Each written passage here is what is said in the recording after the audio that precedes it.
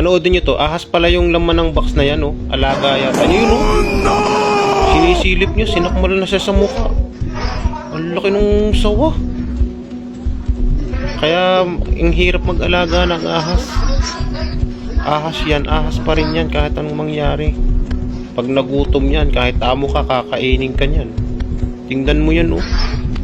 Alaga niya yan. Sinakmal siya sa mukha. Oh, pinagtulungan, oh. Hindi siya bitawan, hindi bumitaw yung bunganga. O paano kung yung bata kaya yung nandudun, no? Di nalunok na yung baby na yun. O tingnan mo, alaga nila yan pero sinakmal pa rin siya.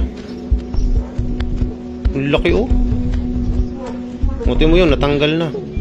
Pero hindi pa rin nila patayin. Kung yun, papatayin ko na yan. Uy, bebenta ko na yan.